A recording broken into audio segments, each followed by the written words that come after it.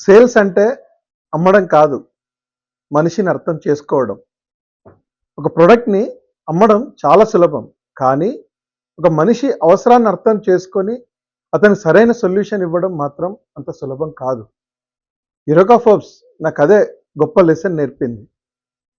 Eureka ఫోర్బ్స్‌లో నా journey మొదలైన రోజుల్లో నా దగ్గర ప్రొడక్ట్ ఉంది, ప్రెజెంటేషన్ ఉంది. కస్టమర్ దగ్గరికి వెళ్ళే కాన్ఫిడెన్స్ కూడా నెమ్మదిగా పెరుగుతుంది. కానీ ఒక విషయం మాత్రం ఇంకా నేర్చుకోవాలి. కస్టమర్‌ని ఎలా అర్థం చేసుకోవాలి? మొదట్లో నా ఫోకస్ మొత్తం ప్రొడక్ట్ మీదే ఉండేది. ఎలా ఎక్స్‌ప్లెయిన్ చేయాలి? ఎలా సేల్ క్లోజ్ చేయాలి? ఎలా కన్విన్స్ చేయాలి? కానీ ఫీల్డ్‌లో తిరుగుతూ ఎంతోమంది కస్టమర్‌ని కలుస్తూ ఒక విషయం నెమ్మదిగా అర్థమైంది. కస్టమర్‌కి మన ప్రొడక్ట్ గురించి వినాలనే ఇంట్రెస్ట్ ఉండకపోవచ్చు. కానీ తన ప్రాబ్లమ్ గురించి మాట్లాడడానికి మాత్రం ఇంట్రెస్ట్ ఉంటుంది. అక్కడే నా అప్రోచ్ మారింది. ముందు కస్టమర్‌ని వినడం మొదలుపెట్టాను. వాళ్ళ అవసరం ఏంటి? వాళ్ళ సమస్య ఏంటి? వాళ్ళ బడ్జెట్ ఎంత?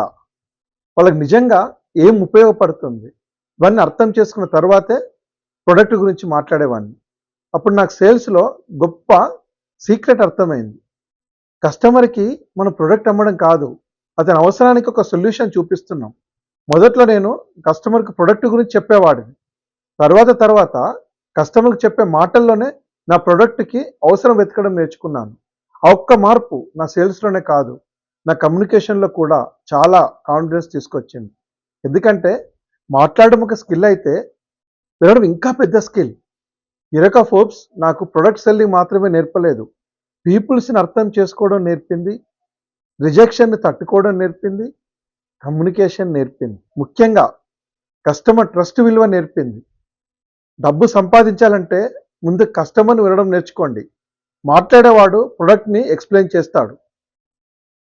వినేవాడు ట్రస్ట్‌ని బిల్డ్ చేస్తాడు. బిజినెస్ అయినా, సేల్స్ అయినా, జాబ్ అయినా పీపుల్స్‌ని అర్థం చేసుకునే స్కిల్ మీ వాల్యూని పెంచుతుంది. సేల్స్‌లో నా మొదటి నిజమైన విజయం నేను ఎంత బాగా మాట్లాడానో కాదు, కస్టమర్ ఎంత బాగా చెప్పాడో నేను వినడం మొదలుపెట్టిన రోజు. ఒక్కసారి గుర్తుపెట్టుకోండి, ప్రొడక్ట్ అమ్మడం వల్ల ఒక సేల్ వస్తుంది. ట్రస్ట్ సంపాదించడం వల్ల కస్టమర్ మళ్ళీ వస్తాడు. ఇది నా జీవితంలో నేర్చుకున్న ఒక చిన్న లెసన్. కానీ ఈ చిన్న లెసన్ తర్వాత నా కెరియర్‌లో చాలా పెద్ద డిఫరెన్స్ వచ్చింది. అందుకే నా జర్నీలో జరిగిన ప్రతి ఎక్స్‌పీరియన్స్‌ని మీతో షేర్ చేస్తున్నాను. ఇది పుస్తకాల్లో చదివిన లెసన్ కాదు, జీవితంలో నేర్చుకున్న మనీ మ్యాటర్స్. మీ కెరియర్‌లో కూడా కస్టమర్‌ని అర్థం చేసుకోవడం వల్ల వచ్చిన ఒక సక్సెస్ స్టోరీ ఉంటే కామెంట్‌లో షేర్ చేయండి. ఇలాంటి రియల్ లైఫ్ మనీ లెసన్స్ కోసం సబ్స్క్రైబ్ చేయండి. CS Rao, hero to legend.